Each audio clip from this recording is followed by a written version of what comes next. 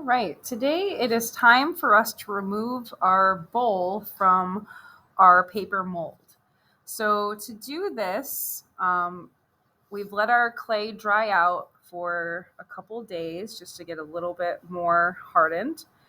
And then you can flip over your bowl carefully and you're just going to peel that paper bowl out of there. It should release. It's okay if the bowl tears. We're not going to need it again, but it should pop out of there pretty easy.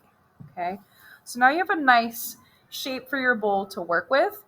I have a few parts where I'll want to smooth it out. So you can take your fingers and just kind of smooth out any of the rough spots.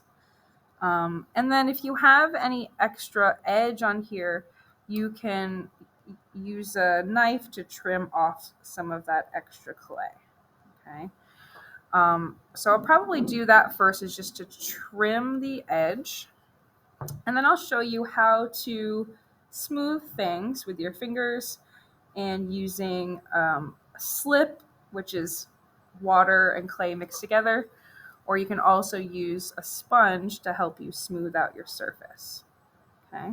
Once you've done those steps, it'll be easier for you to add any extra designs there, and you'll have a nice smooth surface to paint your glaze onto. Okay, so I'm just kind of trimming off any extra clay on the edge that I don't need, that I didn't quite get before when I put the clay on the mold, which is fine. That's normal.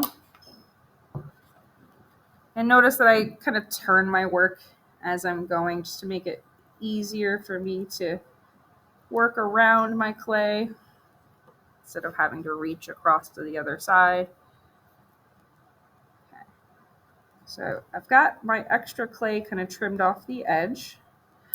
And you can go around and really smooth things with your fingers pretty well. You can also use a damp sponge, and you can just kind of brush it onto the surface to smooth out any imperfections in your clay. Okay, and that'll give you a nice smooth surface to work with. Okay. I'm also going to do that on the edge of the bowl because right now the surface is a little bit rough. So I'm just going to go around carefully, and I'm just taking the sponge and just kind of gripping onto the edge of the bowl and just kind of lightly wiping the sponge along the edge. And that's going to give it a nice smooth edge on your bowl. Okay. And you can certainly use the sponge for the other side too if you have any rough spots. You don't want it to be completely soaking wet to do this. You just want a damp sponge. If we add too much water back to your clay, it's going to weaken it and it might make your bowl collapse eventually. So we don't want that to happen. Okay. I'm going to turn it over, and I'll probably use the sponge on this side too just to do any last smoothing. You can also use slip for this step. Slip is just clay and water. That works pretty good too, but I prefer the sponge. I think it's a little bit easier. Okay. So once you're done smoothing everything, then if you need to carve any other designs in here with your clay tools, you can.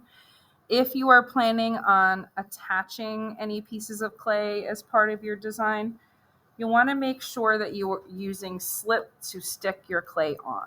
Okay, that's really important.